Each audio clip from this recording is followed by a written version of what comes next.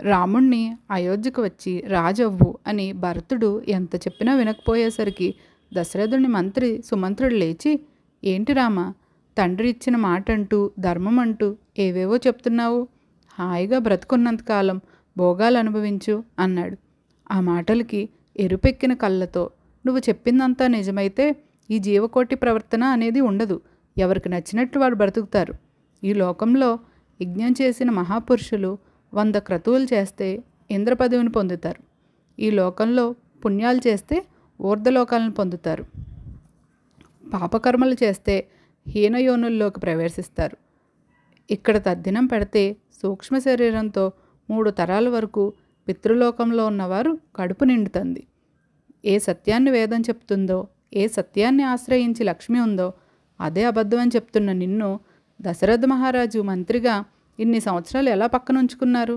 నాకు దశరథుని చూస్తే జాలి వేస్తుంది అన్నాడు రాముడు. అంత కోపంగా ఉన్న రాముణ్ణి చూసిన జాబాలి గజగజ వణుకుతూ, రామ, నేను వేదాన్ని తప్పు అని చెప్పేవాడిని కాదు.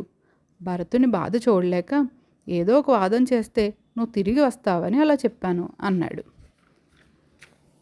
ఇంక వశిష్ఠ మహర్షి కూడా రాముని వెనక్కి తీసుకుని రావడానికి చాలా కారణాలు చెప్పారు. కానీ రాముడు వాటి అన్నిటికీ ధర్మబద్ధమైన సమాధానం చెప్పగా ఇంక భరతుడు దర్భలు పరుచుకొని ముఖంపై గుడ్డ కప్పుకొని రాముని ఎదురుగా కూర్చున్నాడు. పూర్వకాలంలో రాజు ఏదైనా తప్పు చేస్తే ఆ తప్పు రాజుకు తెలియాలని అలా ఎదురుగా గుడ్డ కప్పుకొని కూర్చునేవారు.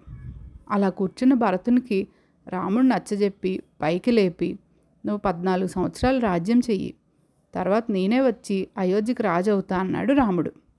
ఇంక వశిష్ఠుడు వచ్చి, అయితే రామ, నీ రాజ్యాన్ని 14 సంవత్సరాలు భరతుడు పాలించి నువ్వు తిరిగి వచ్చాక నీకు తిరిగి ఇచ్చేస్తాడు అని బంగారు పాదుకలనిచ్చి ఒక్కసారి రాముణ్ణి ఎక్కి దిగమన్నారు. ఇక నుండి అయోధ్యని ఈ పాదుకలు పాలిస్తాయి అన్నాడు వశిష్ఠుడు. ఇంక భరతుడు తన శిరస్సుపై ఆ పాదుకలను తీసుకుని వెళ్ళి అయోధ్య సింహాసనంపై పెట్టి తను ఏ పని చేసినా ఆ పాదుకలకు చెప్పి చేసేవాడు. ఈరోజు క్వశ్చన్, రాముడికి బంగారు పాదుకలు తెచ్చింది ఎవరు? మీ ఆన్సర్ కమెంట్ చేయండి.